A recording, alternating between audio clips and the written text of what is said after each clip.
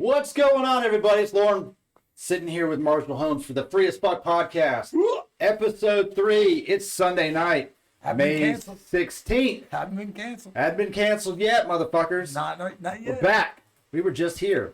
And we are back in studio with Marshall. And we're going to kick it off, as we're going to kick it off every time, with Marshall's Rant. So we're going to throw this thing up right here, and we're going to kick it off. So if you join the show, and if you miss it, fucking rewind it and watch it again. Goddamn right. Goddamn right. You ready?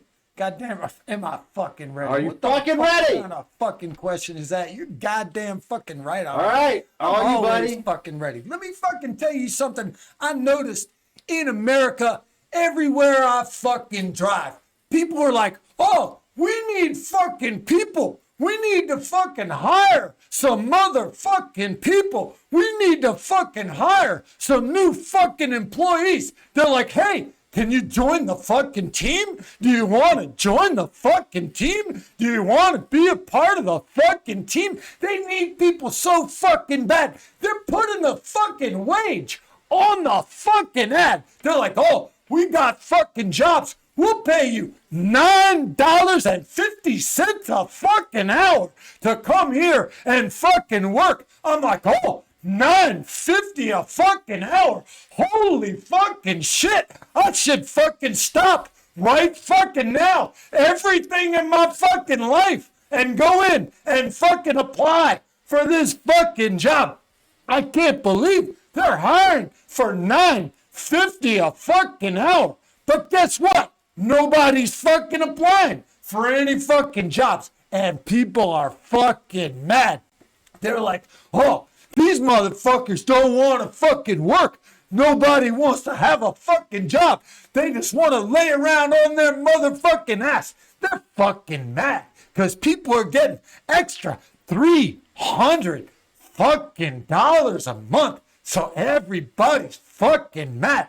$300 fucking dollars. Everybody's getting, $300 a fucking week. Oh, big fucking deal. What the fuck are you supposed to do with $300 fucking dollars a fucking week? Whoa, I get to go to fucking Subway every fucking day because I got $300 fucking dollars a week. Why are you fucking mad at motherfuckers getting $300 fucking dollars a week? They're like, oh, we're going to cut off the fucking benefits. The fucking governors are fucking cutting off the fucking benefits, making motherfuckers go back to fucking work. They're like, hey, you're not getting your fucking $300 a week. Go to work, motherfucker. They're fucking starving motherfuckers to make them work for $9.50 a fucking goddamn fucking hour. What the fuck kind of shit is that? Let me fucking tell you something. You got a job making $9.50 fucking cents an hour. I can guarantee you your job fucking sucks. You're doing something fucking shitty as hell. If you're earning $9.50, you're working the fucking drive-through. You're mopping the fucking floor. You're scrubbing fucking urinals. If you're fucking making $9.50 an hour, your job fucking sucks. And let me tell you what you ought to do, motherfuckers. Don't you take that fucking $300 away from these motherfuckers who earn that fucking $300 vacation.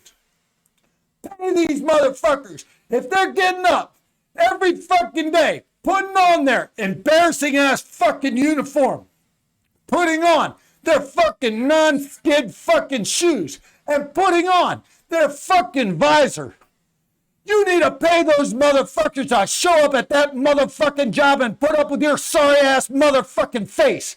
God bless you all. God bless fucking America. Thank you. Whoa! $9.50 an hour? Shit. Thought I was doing great. You just made me feel, I don't even know. Yeah, I was right. doing great. Yeah, I right. was sitting here thinking, fuck, $9.50 an hour? I got at least $6.50 more than I was expecting. $9.50 an hour. You couldn't even pay for this motherfucking place. $9.50 an hour. You and I both know it. That's some motherfucking bullshit. I couldn't pay for it. Not for $9.50. I mean, I could. I just had to work 24 Yeah, right. Yeah. 7 days a 3 week. fucking jobs, not even any overtime. 3 different fucking jobs. No. 3 different Yeah. jobs. That's what we would $9.50 do. every fucking hour of your goddamn life. $9.50 an hour. And people do it. Bragging about it. They're mad right now because nobody wants to. Man, people want to fucking work. They don't give a shit. They'll fucking go do a goddamn job. Pay them right, man. That's all I'm saying. Pay them right. That's true. I get that. Pay them They right. do. It's crazy. When I think about just $9.50 an hour, and then you think about how many minutes are in an hour, and you think about what you do during that time, and like at the end of the day, you don't even get. First of all, you don't get $9.50. Right. You're gonna You're get getting the whole $9.50. $9.50. Right. So you get $7. You're getting $7 a one fucking hour You get $7 of your life of your life. as it's ticking fucking by. Yeah. You know what's a powerful thing that I've seen that I think about it more often than not. Actually, there's a Gary Vaynerchuk clip. You know who Gary Vaynerchuk is? I've never met the dude. You don't have to meet him. Do you just know who he is? No. Okay. Gary Vaynerchuk runs VaynerMedia. He's kind of like he's definitely a social media influencer for sure. Motivational speaker, ketone speaker. He's been known for just his bluntness with people. His bluntness. He just tells you, stop being fucking lazy. Go do what it is you got to do. Put in the work, and you'll get there. And he's always been criticized also for his obvious use of profanity, and especially the word fuck.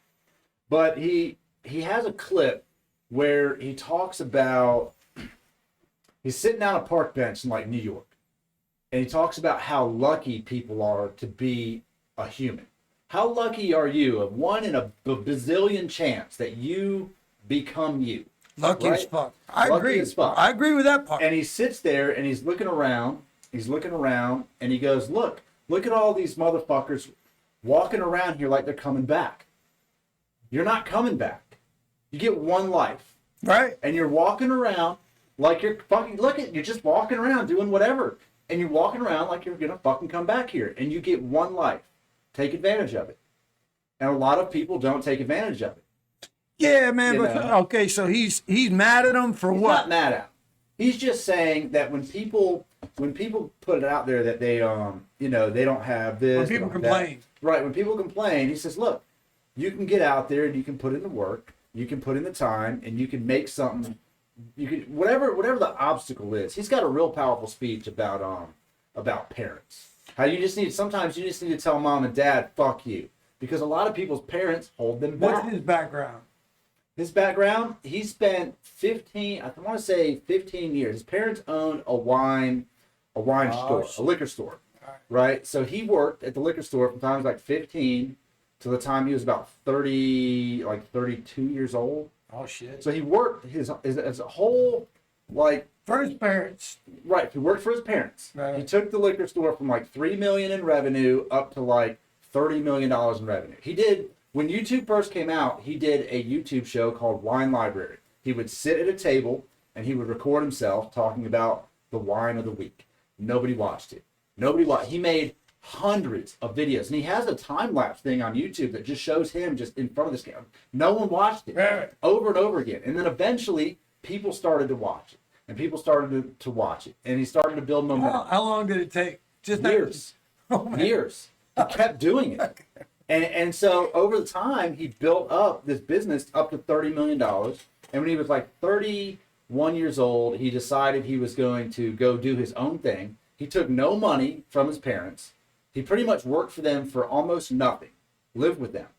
While his friends were out partying, going to college, he was working all the time. All right. And so I don't dislike the He's a dude. hustler. I like to He's a straight understand. I hustler. like to understand. The So only thing I what don't he like. did- The well, only this thing is I what- don't like is when people are like attacking the people No. that are trying. No, A lot of these he people never are attacks trying, people. man. They're trying. What he man. does put on people is patience. A lot of people want to be rich tomorrow. They want to be successful tomorrow. And so one thing that made him mad is he started VaynerMedia in a fucking basement. Right. With I a know the friend feeling. with no money. Right. Right? Yeah. And then he built VaynerMedia up to this $100-something million company. Right? And so people look at him and go, oh, Gary Vaynerchuk's an overnight success. And Right. he took serious Right. I've been working for 18 fucking years. Right. And then he takes that that same logic to like a sports guy, you know, someone who's famous for playing basketball. Oh, he's so amazing, you know, he's overnight. He's just amazing now. Right. He's been doing it for 30 No, I agree, years. man. I'll say that there ain't no overnight. I mean, look, you might see somebody that achieved overnight success. Yeah.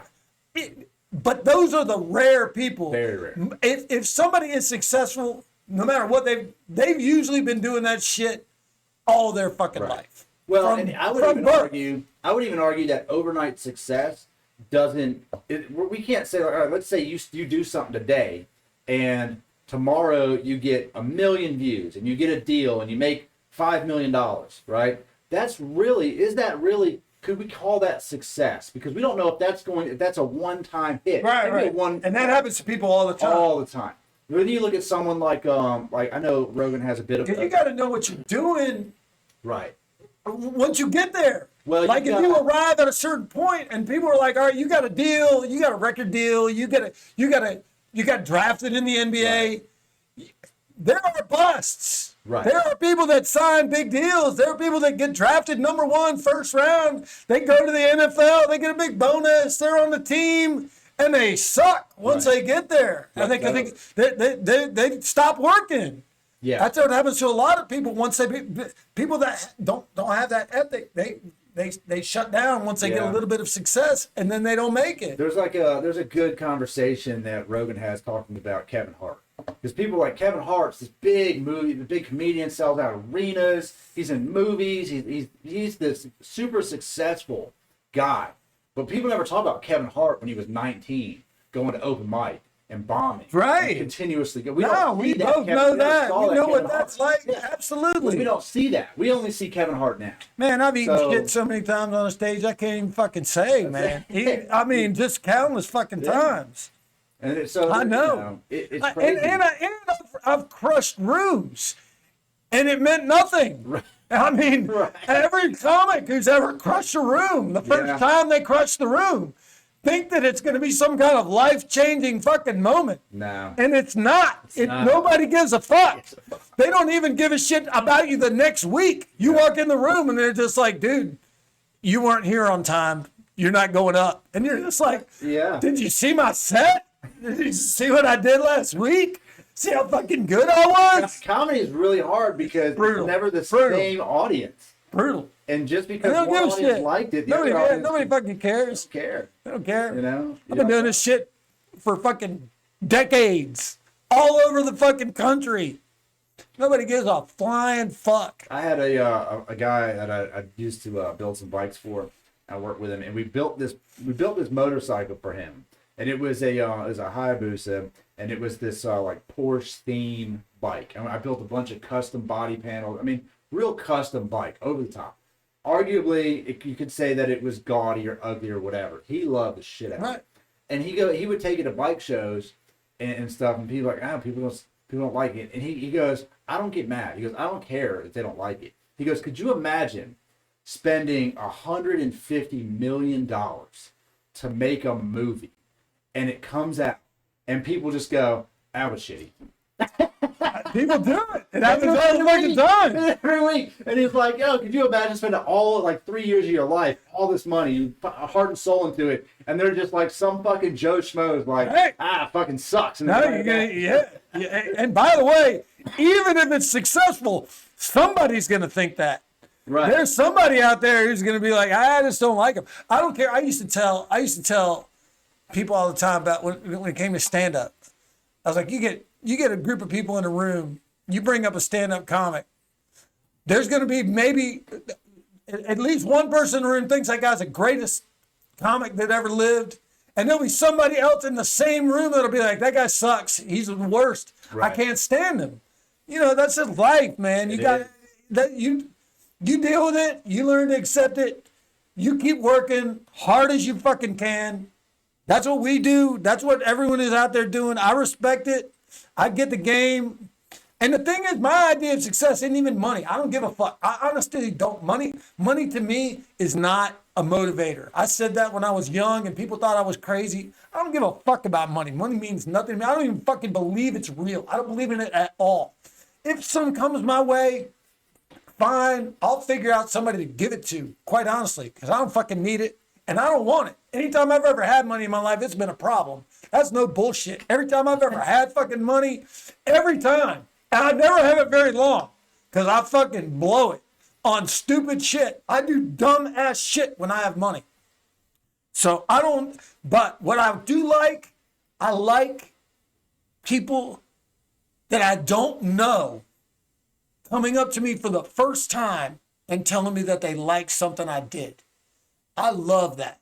That to me motivates me more than anything. A complete fucking stranger. Right. Who does not know me. I've never spoken to them. I do not know their name, but they walk up to me and they're like, hey man, I saw you. Today was a bad day for me. I was not even going to go anywhere. I walked into this room. I was feeling down. And when you were done, I felt fucking great.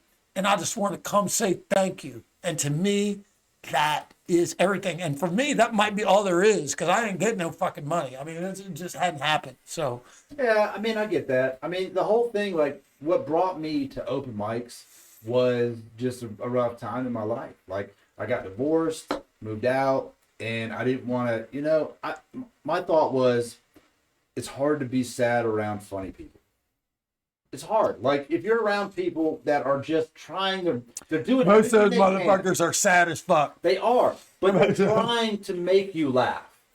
That's their goal. Some of them are just doing therapy, man. Honest to God, I've sat through a shitload of open mics, sometimes with 50 motherfuckers, and sometimes I'm up there watching a dude, and I'm like, man, this dude just wants to tell his sad story in front of the room, and I get it. I'm like, I'll watch it.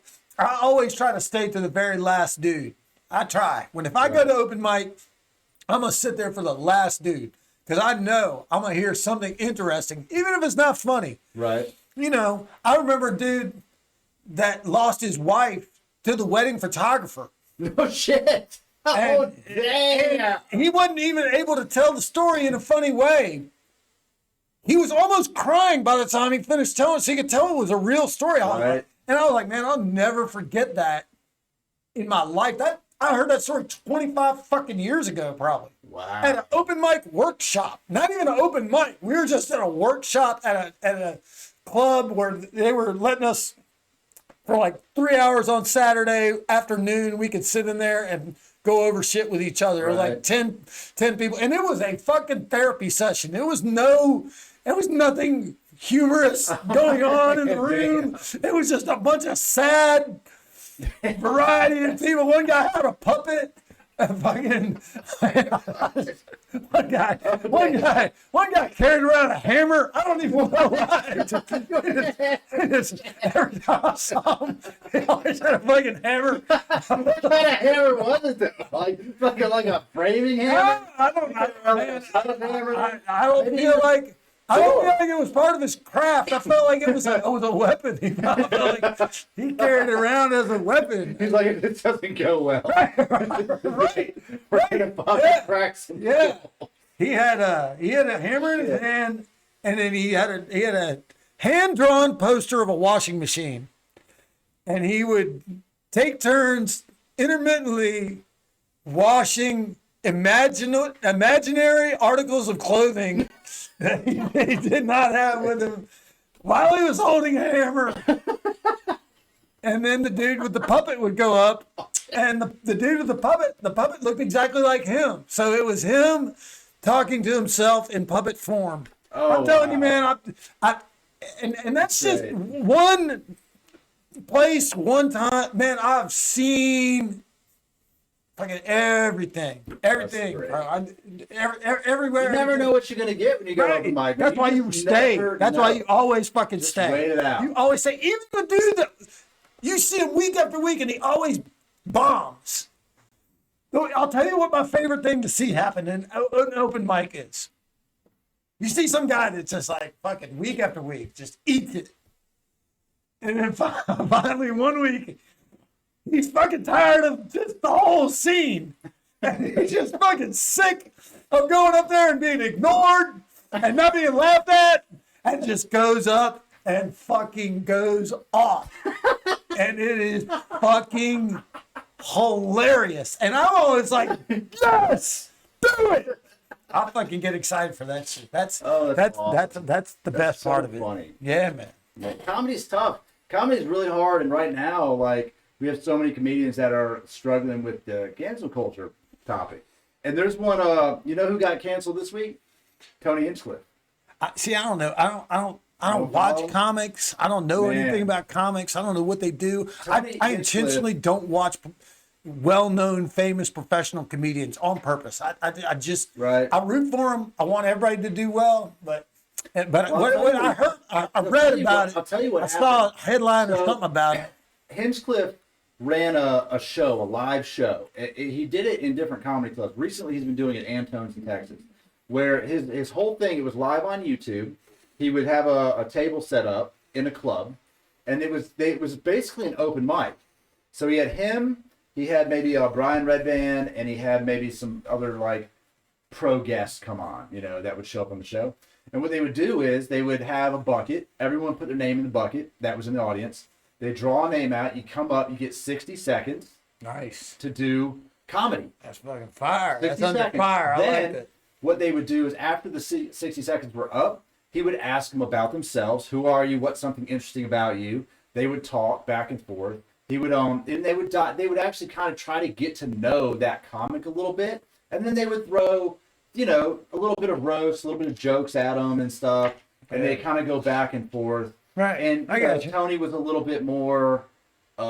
He's a little bit more of a roaster kind of host in a way. Right.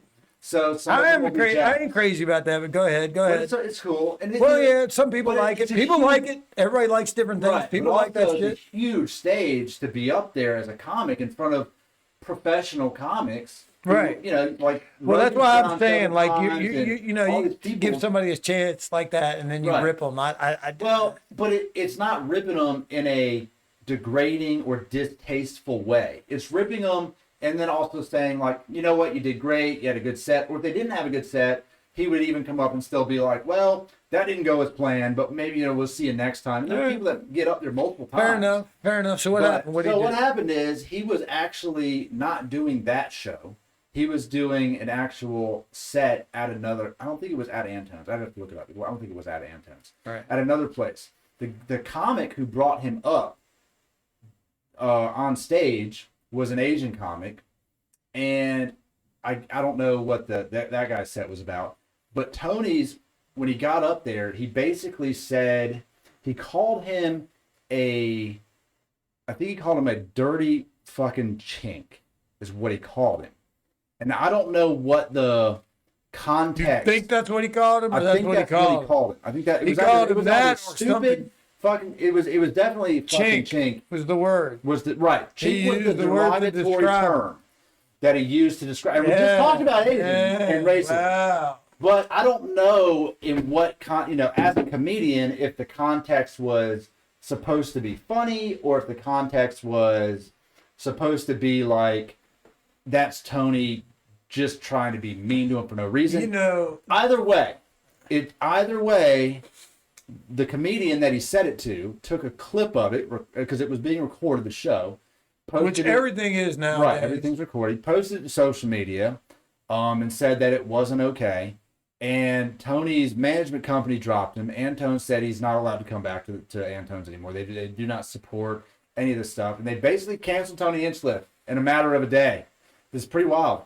But in comedy, there's a line. And it's a fine line because someone else could have said it. I don't think it's that. See, I'll tell you my opinion. I'll tell you my opinion because I've seen that happen at open mics where people have said something offensive enough for the host at the open mic to yank them. I've seen people get kicked out of the room.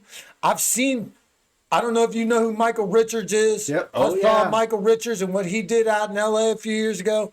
Here's what I would say to all of them. Because I push the limits on stage as much as anybody. I will cover any topic. I will cover anything. I will do anything on stage that I believe will. But you don't ever.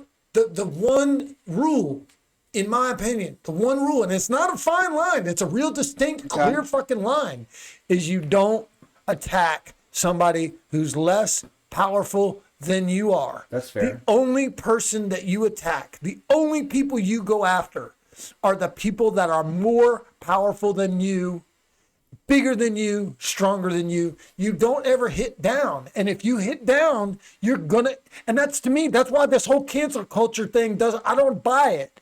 I think it's made up shit. It's not, look, it's don't be a dick. We do a segment on this show. Don't be a dick. And the person who's being a dick isn't being a dick because they're saying something to insult somebody who's above them. Right. You can attack people above you. I do it all day long. I attack everybody. My whole passion is attacking the government and the people that have been elected by us to serve us. Right. And the people who are in charge of us at our jobs. But not my coworkers, not the people that are, on the level that I'm at, not even the people that are out there that are struggling. You just don't hit down. And if you hit down, you're going to get bit. And to me, in my opinion, cancel culture, if that's what you want to call it, what you're getting is your comeuppance and what you deserve. Okay, And, fair. and, This is what he you said. should be aware of it. This is what he actually said. He said, when the guy came up, he said, how about one more time for the filthy effing chink that was just up here? All you effing race traders are hooping and hollering. I was back there watching you puking in an effing bucket. He said, then he used a fake Asian accent and said, oh, we make gunpowder. Oh, you want extra soy sauce? Oh, you borrow money from us. Switching to his regular voice. Are you guys just eating it up? So that was the clip. And it was, but what's crazy about it is somebody else could have said something equally degrading. And it in a different room of people with a different person watching, it'd have been completely okay. That's what's crazy about comedy. A different comedian could have been like, you've been an asshole, but whatever. This guy took offense. But we just talked about last week or Thursday about racism toward Asians and how I'm like, they don't ever say anything. This guy said something. He stood up for himself and said, this is not okay, which is great. I mean, like you said, I don't remember what we talked about last time. And you were like, well, no, it happens. We just act like they don't exist at all, which is true. And it's crazy to me because, I mean, and so props to the guy for standing up to himself. Yeah, man, and Tony crossed the line with what he said. Crossed the line, way past the line. Look, what he said and what we were saying he said wasn't even close. Dude, sorry, you can't do that. Right. And if you're him, look, you have not, and I have not, achieved that level of success. Right. I can assure you, and I can tell you this, as I'm aspiring for us to one day become successful. If you do that shit, I'll cancel your ass right there too. And that's I can't. Isn't that kind of like the irony is that the guys who aren't known, they can get away with saying shit like that? No, no man, one knows that. We cancel them. No, we can't. But we hopefully what'll be a part of accomplishing what we accomplish is that we won't. You don't do that. Right. Like I said, man, the rule is clear. It's not a fine line. It's not difficult to not cross. You do not punch down. The dude is the big dude. Right. He's the main dude. He's who everybody came guy to see. And then you got a guy out there who's working, who's struggling, who to him, and I can say this from being in his spot, that's his big break. That's his moment. He's getting to introduce this guy. Right. He's getting to bring this guy up on stage who he looks up to, who he admires. You and I both know how hard he had to work to get that spot. How many people wanted that spot? Everybody wanted that spot to be able to bring that famous guy up. I've brought famous people up on stage before. I brought plenty of famous people up on stage. I've emceed a shitload in my life. I brought a lot of motherfuckers. I brought Billy Gardell up on fucking stage back before Billy Gardell was Billy Gardell. I brought all the fucking redneck, blue collar motherfuckers. I've worked with every single one of them motherfuckers. I brought them all up on stage. I know what that feels like. And I can fucking tell you this. If any one of them had a tech, and none of them did, by the way, every single one of them that I ever brought up that was somebody of any renown. And there was more. I worked at a club down in Tampa, Florida called Side Splitters that had a famous comic in there every single fucking weekend. And I was all but the house MC. So for about 2 or 3 years, I brought people up all the fucking time, every week, working as hard as I could to do a good job in front of them and bring them up. And did a live audition where 35 fucking comics got 30 seconds each to audition for the spot. So I know how hard it was to get that spot. And motherfucker, I can promise you, if one of those motherfuckers had said jack fucking shit about me, I'd have gone right back up on stage and laid him fucking out, famous or not, on the fucking spot. He did the right thing. Dude, don't treat people that way. If you got canceled, sorry for you. Will you get a chance to make a comeback? Maybe so. Right. Yeah, Maybe it happened so. for Richards, did it? He never made a comeback. No, he hasn't. He hasn't, but his was 1,000 times worse than what this guy did. 1,000. I'm not even going to say what he did. Folks, if you want to look up what Michael Richards did, look up what Michael Richards did. But he's done and should be. Should be. There's no apologizing for what he did. There's no coming back from what he did. Nobody wants anything to do with him, and nobody ever will. And when I saw it, I would never watch it again. It was that fucking painful. And I don't know if you remember, but they brought him on the Letterman show. They had Jerry Seinfeld on the Letterman show the next night after that happened, and they brought him on for Seinfeld, who was about to release his 600 episode fucking CD set of the show, and this was headlining over top of him releasing those fucking CDs, and they brought Michael Richards on to try to explain what happened, and what could he say? What could you say? Nothing. And that was prior to like all of the stuff we have now, technology and instant and YouTube and This was Instagram. back. This I don't think it was even 15, recorded 20 on a years ago. phone. I think that was recorded on a actual camera, on a like, camera at the club. Yeah, that they no, it was kept. bad. It was bad. It's one of the worst things I've ever seen. And I said to myself, as I watched it, and I watched it once and I would never watch it again, I said to myself, he's done.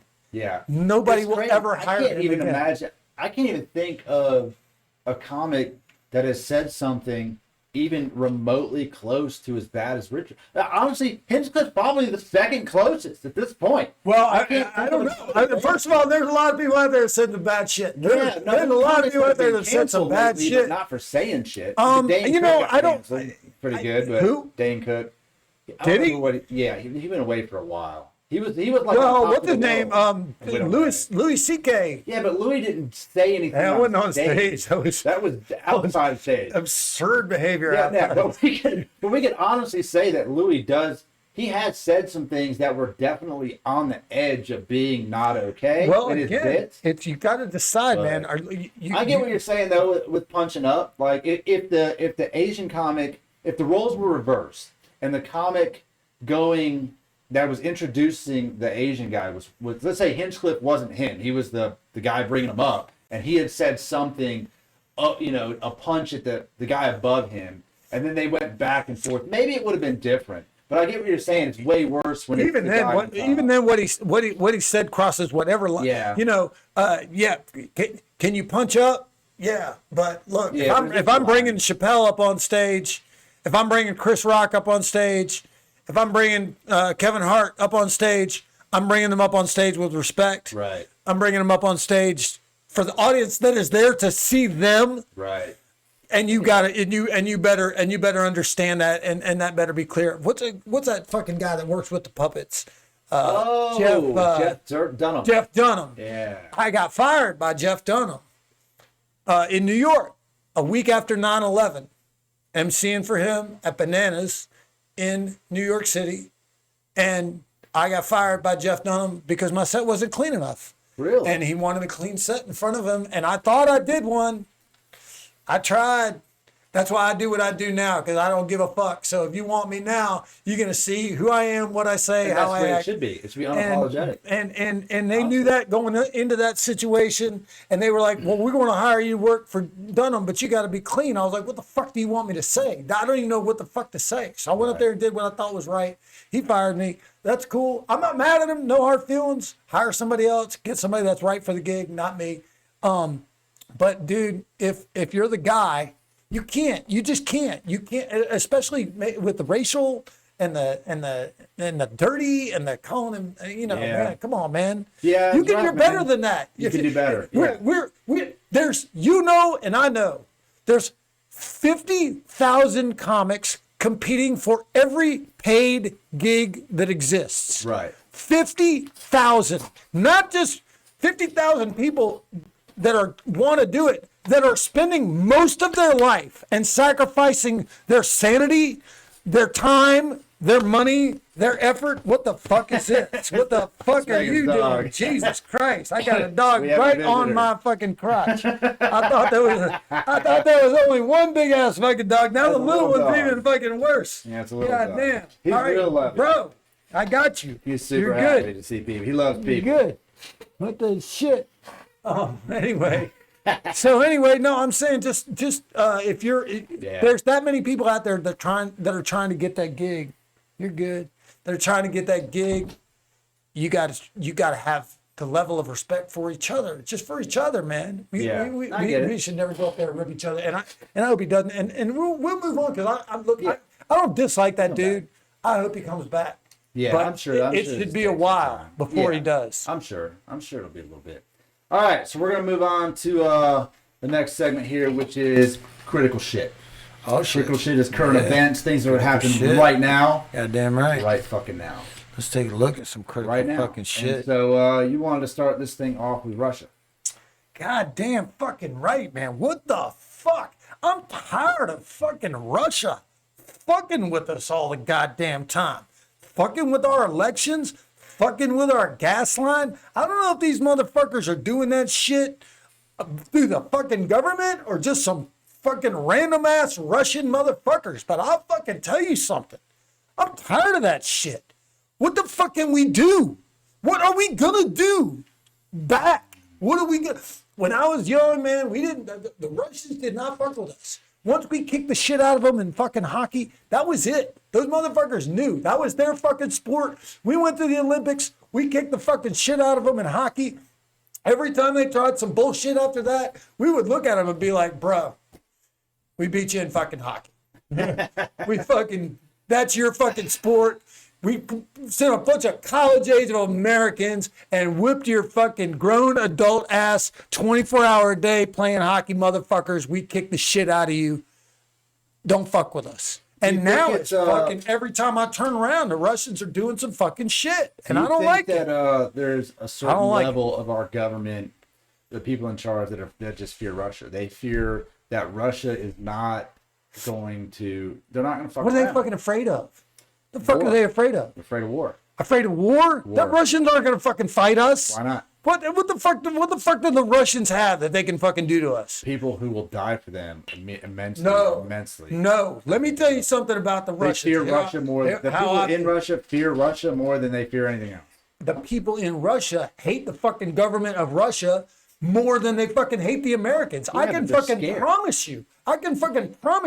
We could knock out like 10 of the top fucking Russians, and that would be the end of the fucking conflict, because other people in Russia would be happy as fuck. I don't know. Russia seems like the You think they like Putin? No, they don't. They don't like him. They fear Putin. Right. It's just like exactly. It's like a not so bad, but it's similar like North Korea. They just fear. Well, Putin. no. I'll say North Korea. I think way worse. Because that's not fear. That's lack of any fucking that is a news bubble. Well, no, they're not even aware of any other.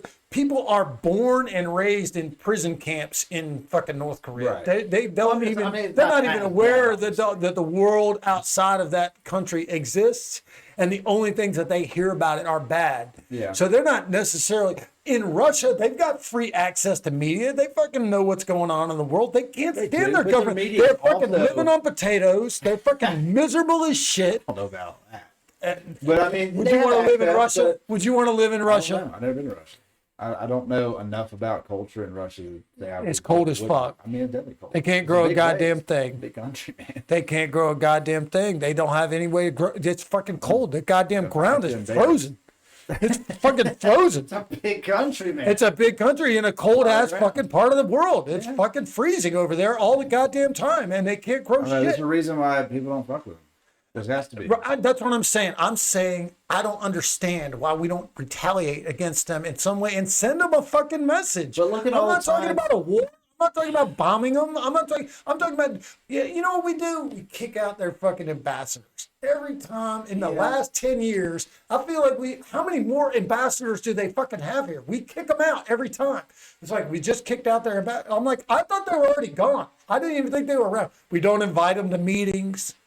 Big fucking shit. They don't care. We don't do anything with any fucking teeth. Right. Do something with some fucking teeth.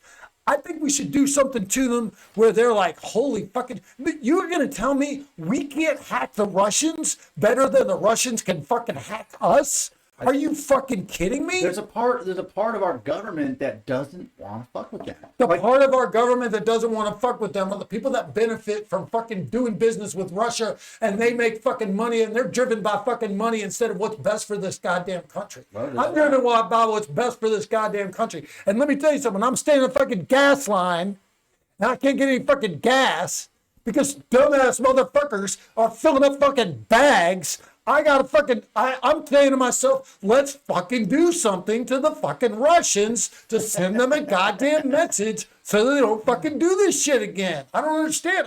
I am baffled by the fact, and they fuck with our election. They're sending over fucking fake videos. They're not even trying. People are like, oh, they wanted Trump to win. They want to fucking, I don't, all they want to do is make us all hate each other. They don't give a shit about who wins or loses. I'd agree with that. They really just, it's crazy to the level of, honestly, the level of intelligence used against us through Russia. It's not a bunch of monkeys over there just figuring stuff out.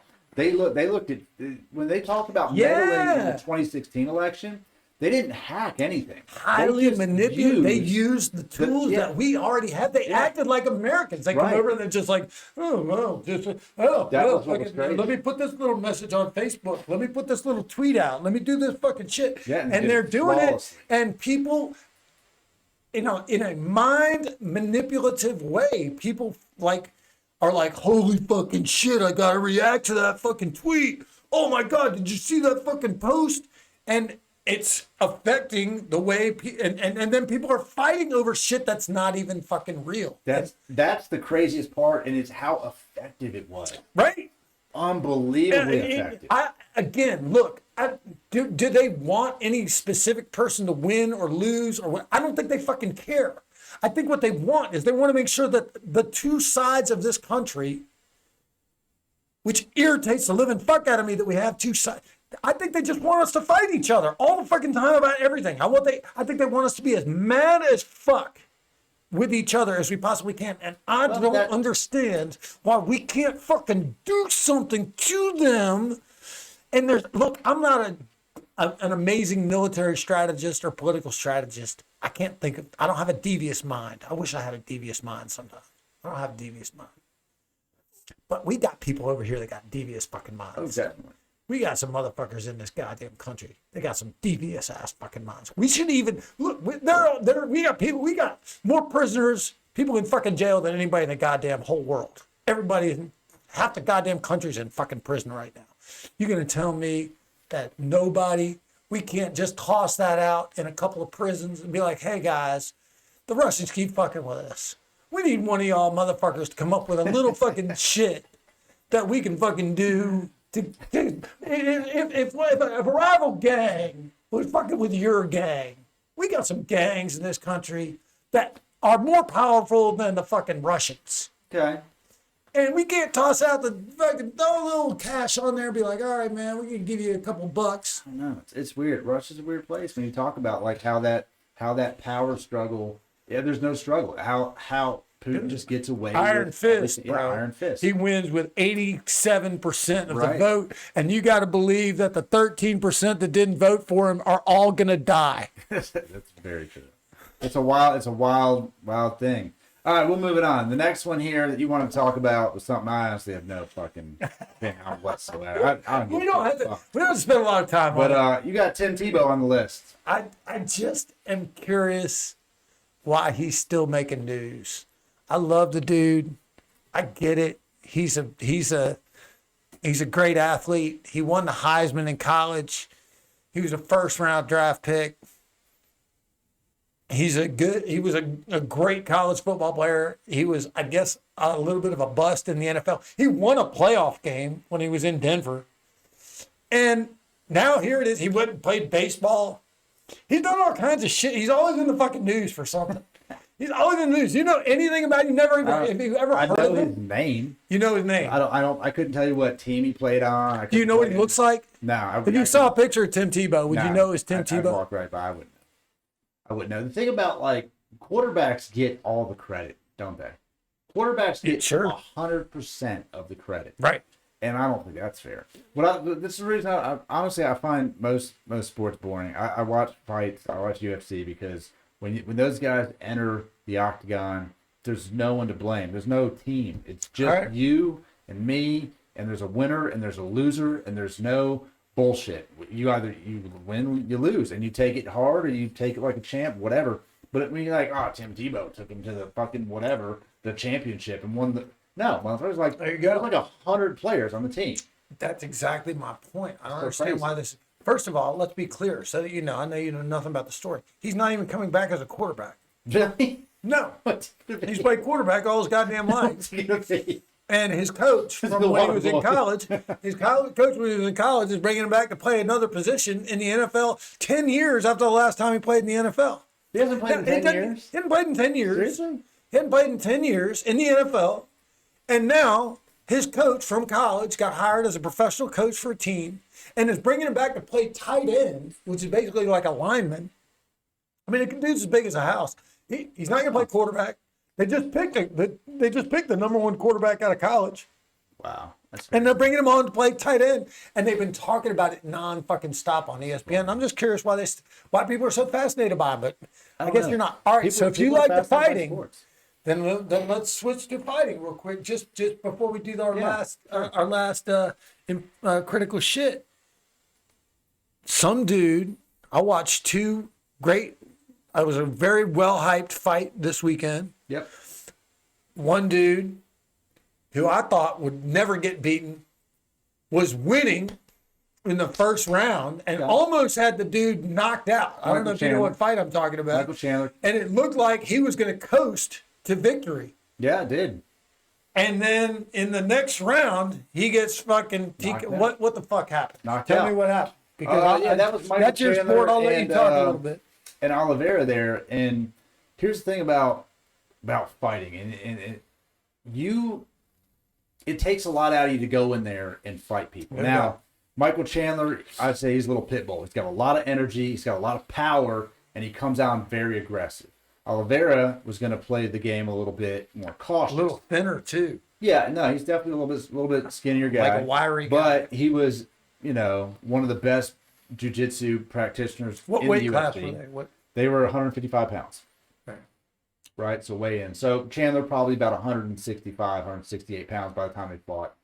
A little bit bigger. So he definitely hit Oliveira in the first round, and he dropped down. Oliveira, the bell saved him, right? No, the bell didn't save him. What happened is he hit him. Oliveira dropped down, and he was going to recover. Wobbly went down. It definitely rocked him. There's no doubt about it. It rocked him. His instinct, and most people who have a good ground game, their instinct, if they get rocked, is I need to hold on to him. I need to get close to him. I need to take him to the ground so I can. Once they hit the ground, they have time to recover. It doesn't take long. If you get hit and you're not knocked out, it only takes maybe 20, 30 seconds to recover from that and get your bearings back. In a fight, that's a long time. It is a long time. But if you can grab a hold of a motherfucker and hold on to him, you can make it. So he was on the ground, on all fours, he was reaching for Chandler's feet. Chandler was still hitting him. And he was able to just get through it and recover through the hits. Now, some people, like, when Jake was over here last night, he's like, oh, it should have stopped it.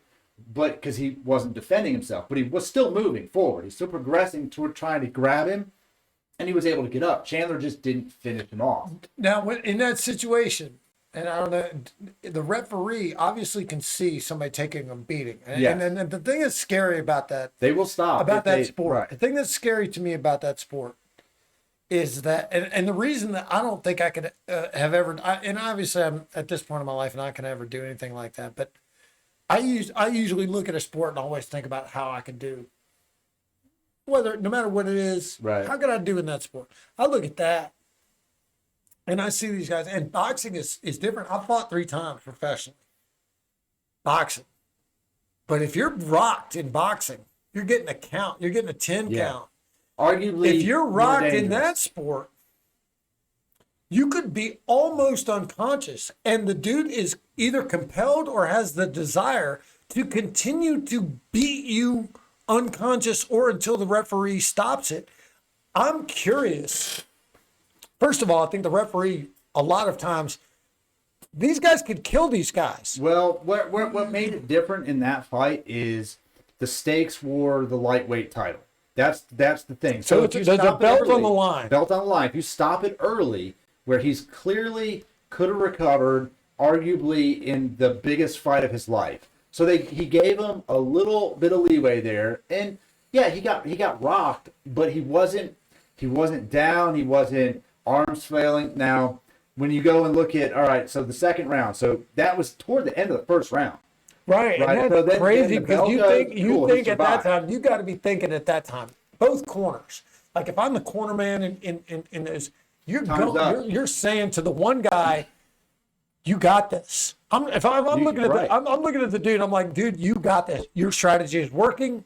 What you're doing is right. Keep doing what Difference you're doing. is you And get a then minute the other or guy, 30 seconds or whatever to sit in that corner. Well, between rounds, that's all the time it needs. They get a little water. He sits down. He thinks about it, and they adjust, and they go out there. And Oliveira said, "I'm going to knock him out." And Chandler, he had all the momentum, all the energy, all the adrenaline. He had 30 seconds for the adrenaline to wear off and come out there and think, "Okay, this is what I got." Oliveira had 30 seconds to go.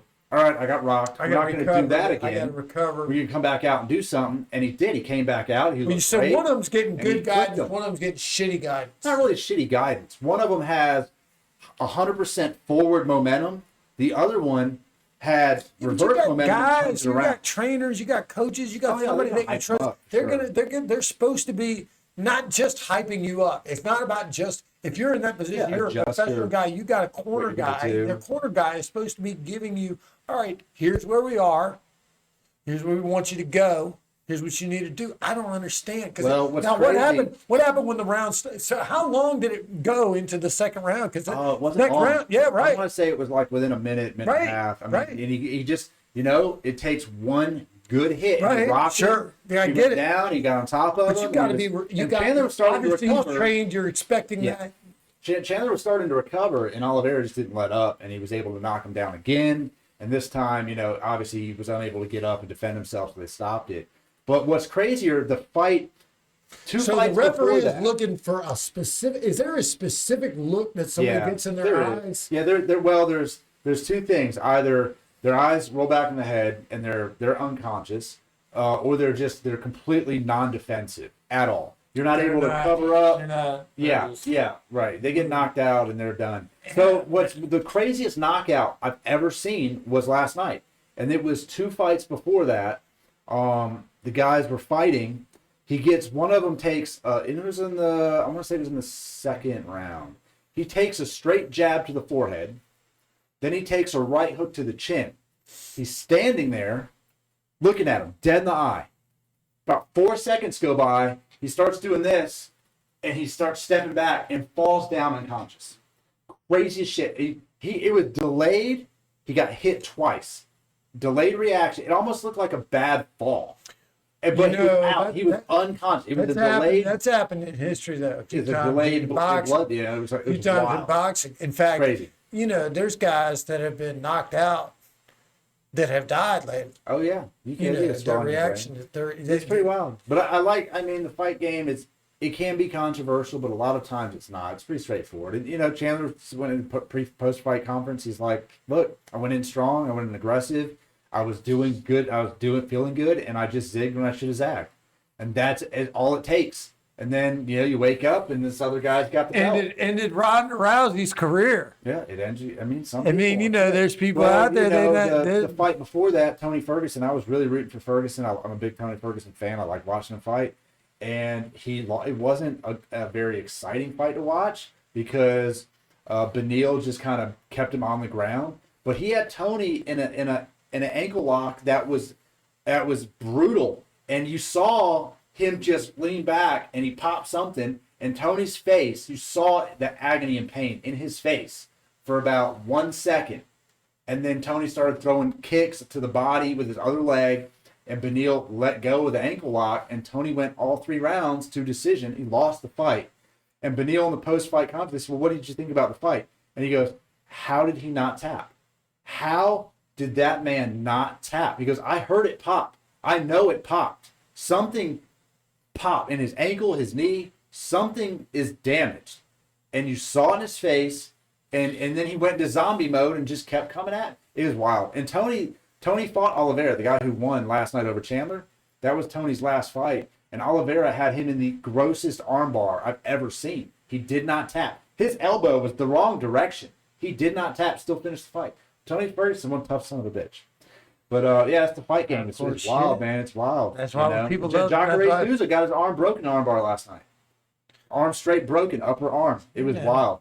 But we'll move on to the next one because it's going to be even better. Masks. Oh, here we go. Masks and vaccines, Here we go. buddy. I'm not even waiting for this. First of all, that's why I put it last. I don't even know how we even missed this already. I put it last because I knew it was going to be the one you anticipated Fucking mask. the most. Well, okay. Well, I agree. Fucking. Yeah. I mean, let me get. Today was the first day in almost a year.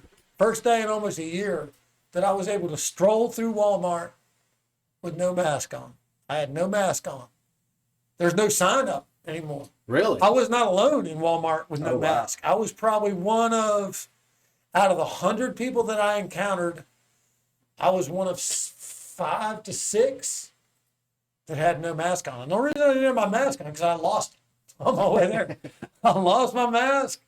And I got to Walmart. I was like, fuck, I don't have a mask. I'm about to go in here and buy a mask. I walked in. Nobody said anything to me. I kind of looked around. I was like, oh, man, ain't nobody saying nothing about my mask. Walking through. I was like, fuck, ain't nobody saying shit. I got my shit. Saw a couple people with no masks on. We didn't acknowledge that a lot of people had them on. Right. And I thought to myself, all right, are we turning a corner? So have you been a masker this whole time? You've been wearing, I mean, obviously in your job, you probably have to wear a mask. I have to wear a job. Because you're in the service industry. I have to work at work, I have to wear one, which I hate, I worked for almost a year at a place where we didn't, even when we were supposed to. And I mean, look, I don't even know if I've had the fucking shit or not. I've never been tested. 3 times I've got what I thought was a cold during the past year. Never for longer than a day. One time it was very, very severe for one day. Out of the 3 times of the year, you're monitoring your health more than any other time in your life because of all the shit that's going on. So you're paying attention to what the fuck's going on. There was one day where I was blowing my nose literally every 30 seconds the whole day. And I was like, this could be it. I might have it. Well, the next day I was fine. And I worked through the day. I don't know if that makes me a bad guy or not. I had a mask on. I had to keep taking the mask off and blowing my nose and fucking go back to work. I don't want to wear a mask. I'm not even a good-looking guy. A mask actually helps me out. A mask makes me better looking than I am without a mask. If I could be wearing a mask, the first time I saw people in masks, it freaked me the fuck out. I remember driving to the Walmart. I was staying with my sister during quarantine. And I drove to the Walmart in some fucking place in Virginia. Okay. like in the Eastern Shore. We're in the Eastern Shore of Virginia. I drove to my sister's. I stayed with her for like 3 months. I drove to the Walmart where she lives. That's the only thing they've got in the whole fucking town is a Walmart. That's it. That's all they have. Right. And I drove there, and the first time I drove there and saw everybody in a goddamn mask, I was like, I called her from the parking lot. I was like, everybody's wearing a mask. It wasn't mandatory. Nobody had, just everybody. I'm looking, everybody's, and I was like, fuck. And I put one on, and I was like, what the fuck? I felt It's funny. That's fine. I've been pretty much anti-mask the whole time. I think when it first started. Have you ever put one on? Yeah. Man, look. You don't have to at your job. Only person you don't have to at your job because you own a fucking. Yeah, no, I don't, and I don't even encounter people really at all. So I don't really deal with the public. But when I go places, I'm still like, this is fucking stupid. Do you have one with you and carry it around? No, I don't. I don't even keep it in my car. The kids have masks. The kids have to wear them at school. They have their masks, but if I'm going into Publix or something, or I'm going into Walmart or wherever I'm going, I'm like, this is fucking. The only time, there's one time where someone said to me, you have to have a mask on or you have to leave. And it was at Goodwill. I've heard it a lot. It was at Goodwill. And this woman, I got fired for not wearing one. This woman came up to me and she goes, you have to have a mask on. And I was like, why? And I said, I literally said this. I said, can I do this? Can I just do this right here? And she goes, no, it has to be a mask. And I looked and there was an employee behind her. And he had a mask like this, nose out. And I said, well, this guy behind you, he doesn't have a mask. I mean, he's not wearing it. So what are we doing? And I look around and everyone's walking around with a mask just covering half their chin.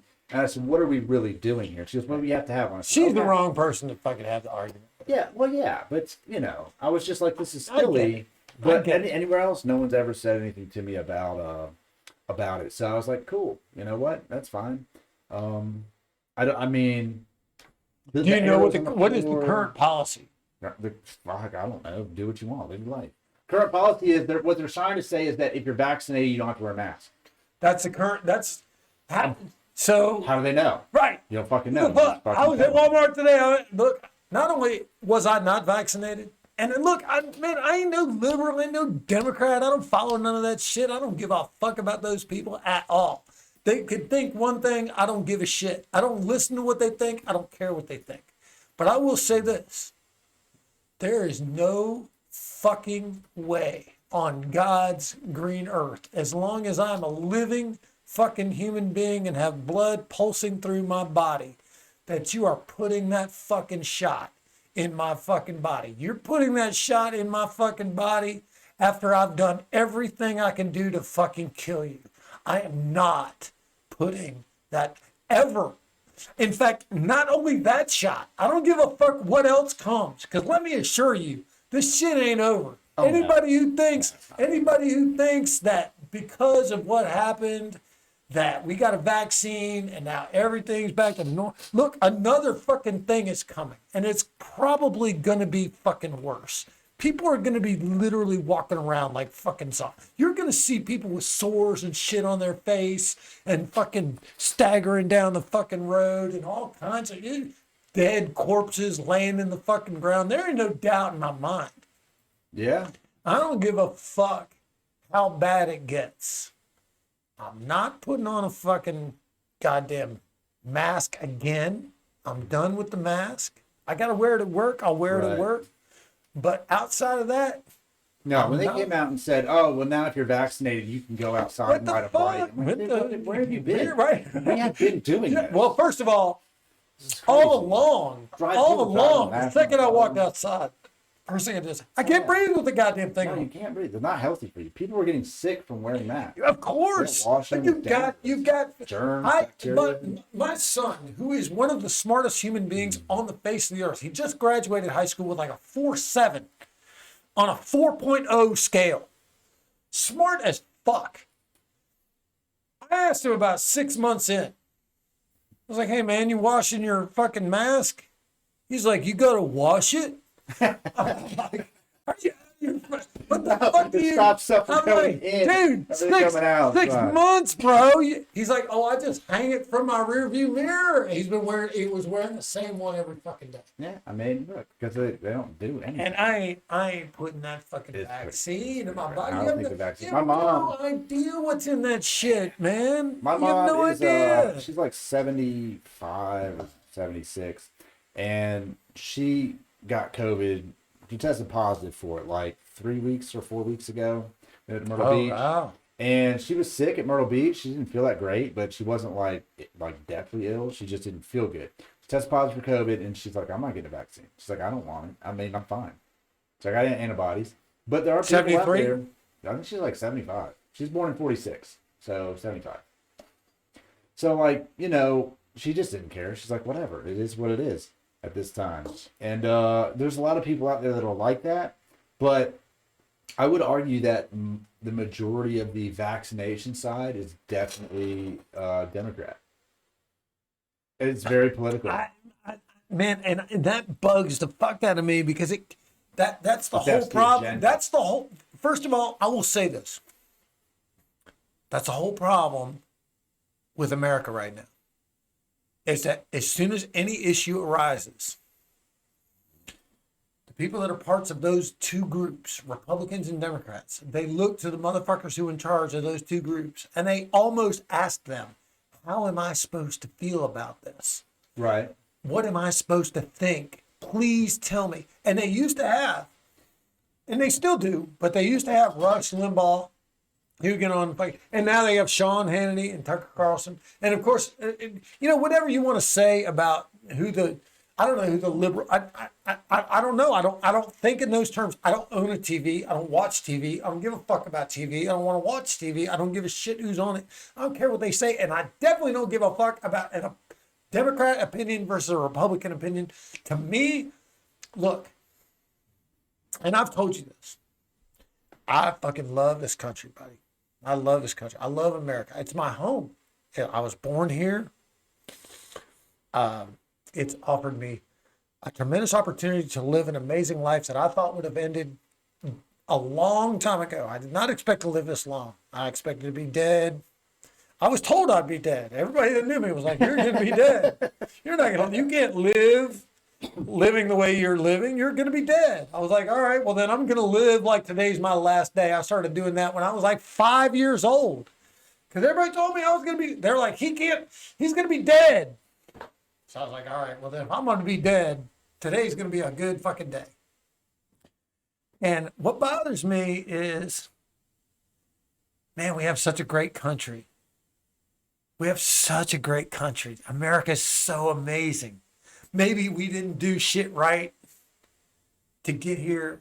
Maybe shit ain't perfect now. I get that, man. Can it be better? Of course.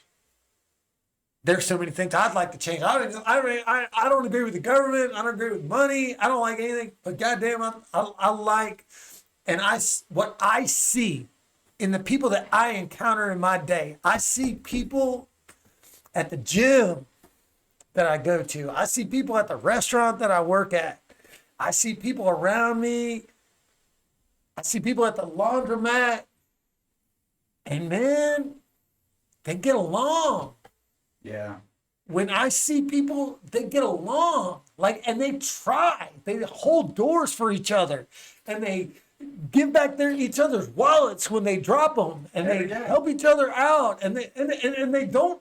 There's no racial boundaries. There's no age boundaries. There's no gender boundaries. People protect each other. I've seen people protect women. I've seen people protect men.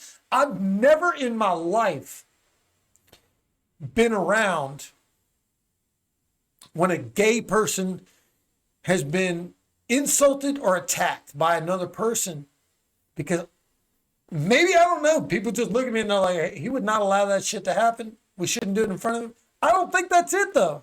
I just feel like you see that in the media. You see these people attacking each other and in trying to get these people to hate each other. And in the real world, man, in the real world, people are out there getting along. And they like each other. And they want the best for each other. And I don't understand why we're not promoting that. Why are we focused on the divisions instead of the things that bring us together? I don't get it. I think I don't know. I agree with you. I don't see in my daily life I don't see the divide like all of that, but I don't get it. But and that's what I'm saying. Like I have not been into a place, a restaurant, a building, a retail establishment, a gas station, anywhere where there has been any sort of tension between people. Right. But if you turn on the news, It's you all turn on on the TV. media, they're like, oh, it's everywhere. Like I don't see it. I live my life. Right? I live my life. I realized, and I begged. Look, I tried to start a movement on Facebook several times, many times. I've tried to start a movement on Facebook because that's, to me, look, that's the only connection I have to technology. Right. I don't know anything else. I looked at Instagram. I'm sorry, I couldn't get it. Didn't do nothing for me. I see TikTok videos. My coworkers show me that shit all the time. Doesn't make any sense to me. I don't get it. Cool, whatever. People are into what they're into, and I'm not even into Facebook. I'm not like a Facebook addict. I don't care. You know, I've gotten into some skirmishes with people on Facebook, but I'm always laughing while I'm doing it. I don't give a fuck. But what I don't understand is, why do these people pretend like there's so much hatred between people with that? I don't know. To I don't know where it me, is. I to don't see it. me, I'm with you. I don't see it daily, and I don't know, man. Like it was funny. It's like when everything shut down and there was nothing to do. I bought a boat last year, and the guy that I bought the boat from, his family, and he's like, dude, he's like, there's none of this. Like all the racial shit going on, all the fights, all of the riots, all the COVID that's just lockdown. happening. And It he's is like, happening. It is happening, but he's like, he goes, it's happening on TV. Go to the lake, dude. Everyone's out there. No one cares. Everyone's having a good time. Everyone's partying. Right. We're going great. Right. And it's like, but you look on TV and you think the entire world's like that. And I look down my street and it's every nationality of people. And no one gives But a shit. here's what I will say. Here's what and this is the distinction, and this is why I love Yeah. America. This is what I, because I along the lines, I've met a lot of people from other countries too, who started out their lives in other countries. And whenever I meet somebody from another country, I talk to them about it as much as I possibly can. I do it without trying to upset them, because sometimes they don't like where they came from, and sometimes where they came from, it was very traumatic. Yeah. And so I always am very cautious with those conversations, but I try to find as much information about what their life was like before they came here. And I try to find out why they came here.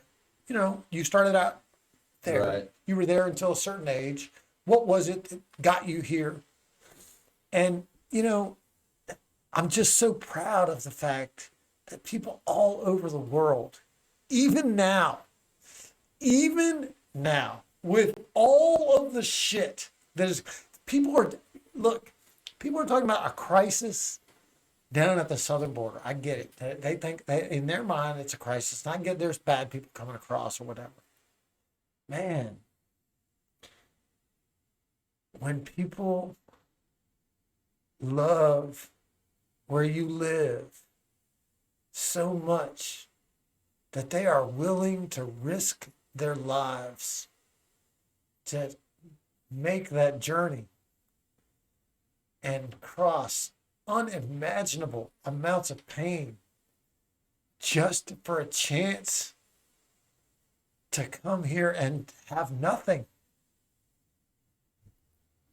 Please appreciate where you are. And please treat the people that are risking everything with a little bit of respect. It's not a crisis, man. It's only a crisis if we start pointing guns at each other. I think the crisis isn't so much the people, the amount of people coming or the mass or what they're going through to get here. The crisis is how we're dealing with those people once they do get here.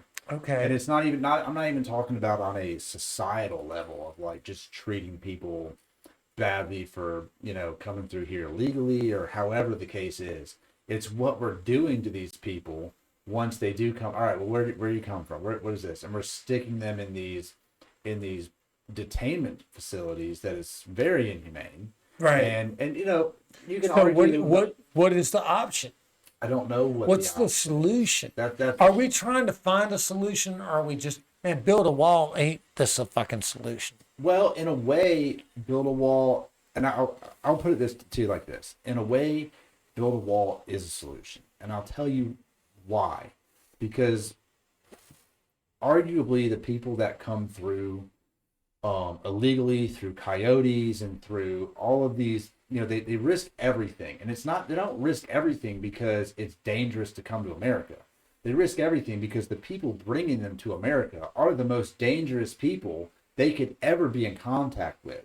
They're putting them in vehicles with no air conditioning in the desert sun, sneaking them over here with no food and water, and they die just through being transported because they go, oh, well, there's a hole in the fence, right? So if you could funnel people into a place where it's not as dangerous for them to come through. So I get Do you think that's truly the motivation? No, of I don't the people think that's that want to build a wall? I don't think it's the motivation. I'm not going to say that's the motivation. I'm just saying that also, in a way, you have to look at it and go, well, how do we stop? Because look, people are going to come here no matter what you build. They're going to try to get through. The problem is that it's so... Why is that? Why do you think they want to come here so bad? Because where they come from is terrible. I'll tell you what I know from listening to them, because I talk to them a lot, man. A lot. I know a dude who walked here from Honduras when he was 9 fucking years old by himself. Not a caravan, not a coyote in sight. Didn't pay off a cartel. 9-year-old kid walked from Honduras on his own to America, from Honduras to America, became a busboy, became a dishwasher, became the manager of his apartment complex, became the owner of his apartment complex, still works as a fucking busboy. That's crazy. And owns the complex where he allows people who have no credentials to come and rent a place to stay once they get here. Huh. And I'm saying, man, we are a nation that the whole rest of the world wishes they could be like. Yeah. I think there's a double-edged sword with the border. And I think that part of that double-edged sword, like I said, is if you can, right? So what they're trying to do is just patch this hole so that people just can't walk across land into another country. Man, they can't. Do you have any idea what have you been down there? No. Have you been down there? Let me finish my thought. I'll leave my thought. I don't want to leave your thought. Go ahead. It is so extremely dangerous to come through illegally, right? And a lot of people die and they get so taken advantage of, and they give up everything for a chance to get here. And our bigger problem is that we don't have a process in our country that is streamlined enough for people to come here just through. Look, why is it so difficult for somebody to go, I want to come to America? I just need to get a passport and I can come over here. And if I want to stay, why isn't there an easy process with the biggest government we have? Why isn't there? Why isn't there? That's the real problem. Why isn't there? Going, I don't know why there isn't. There's no answer to that. We have this ginormous There's an answer. Huge government, and we can't figure it out. Oh, why does it take 10 years to become a citizen? There's an answer. What's the answer to those questions? What is it? Because the people that are in charge of this country don't want it to happen. Why not? The people that are in charge of this country want the people that are in this country to fight about it. I guess they don't look. Whenever there's a problem, the one thing that I've learned about life, and I try to be a student of life. Man, I have no answers. Right. All I ever have is questions. I try to ask. And the one thing that I've learned about life is when you look at a problem, the reason the problem exists is because nobody's fucking trying to solve it. Okay, that's fair. And the people that are out there trying to get to America, The reason that they have such a difficult time getting to America is because the people that are in charge of America are trying to make the people that are in America fight with each other about why these fucking people want to be here. Now, are there criminals that want to come in? Yes. Is there a way to keep the criminals out? Absolutely. Can you tell the difference? Can you tell the difference between somebody who's trying to be a criminal and come in here and... Nah, you can't tell the difference. You don't ever know what's in somebody's head. You don't know. I You just mean, don't. Unless they're carrying a fucking head across the border, you really don't know, right? Like that guy has a suspicious amount of blood on him.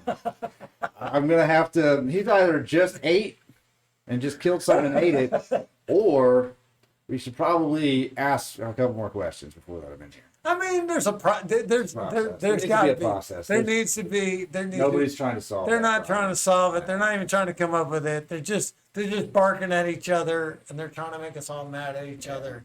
And they're trying to make us all hate these people. But I will say this, because I watched Fox News for about 30 seconds a week ago while I was on the bike. And this guy was down at the border trying to show what a crisis it was. And he was standing at a place where apparently there's a place in the river where the tide gets really low at times. Right, And people can come across. And these people were coming across. And he was trying to interview them as they were coming across. He spoke Spanish. He was trying to speak to them in Spanish. And the people that made it across that river, and they filmed them walking from one side to the other. And they were having to hold each other up and keep each other from falling. Fucking water was flowing fast, knocking people over, and they're grabbing each other and standing up. They made it across to the other side. And it was they couldn't talk. He tried to interview them while they'd been so far, they'd walked so far, they were so emotional about just being there. They didn't care if they were getting arrested. They didn't care if they were going to look, wherever they were from, whatever they've been through. My friend used to tell me, he's like, why did you come here when you were 9? He's like, dude, I used to eat dirt. That's crazy. Dirt sandwich, man. That's the real thing. Dirt pancakes. Real thing. So, all right, we're gonna wrap it up here. We're gonna do the last segment, which is don't be a dick. This one's on you this time because I did the last one. Okay, all right, fair enough. Here's what I would just say about don't be a dick. And I want to say this to I want to say this in fairness to people that don't understand. Some people don't understand. Look. Let me explain how a restaurant fucking works. All right? There are some restaurants out there that are fast food. You walk into a fast food restaurant, you pay for your food, you get your food, you walk out. There are some restaurants where you sit down, you go in, there's a hostess. The hostess is going to seat you. They're going to seat you at a table. And you're going to sit down at that table, and then somebody is going to walk up to that table and try to be the person that communicates what you want with the kitchen.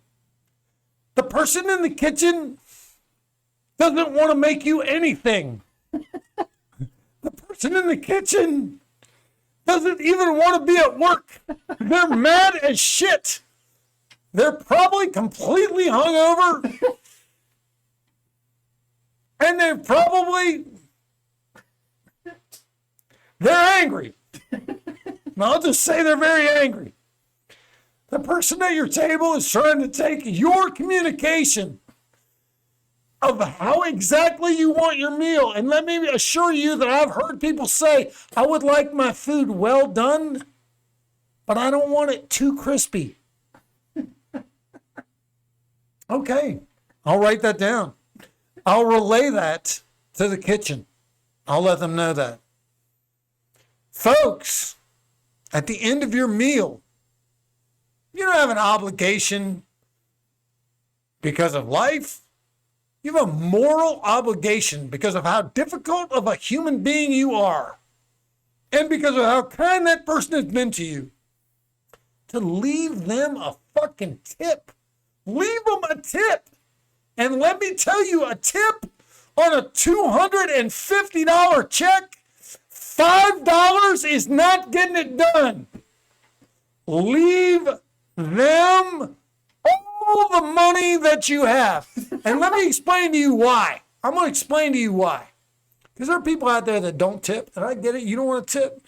There are people out there that will write a 0 with a line through it on their check. I'm not tipping. Ugh. Later on in life, perhaps later in that same day, something will happen to you. You will get a flat tire. Your car will run out of gas. Your transmission will fall into the ground.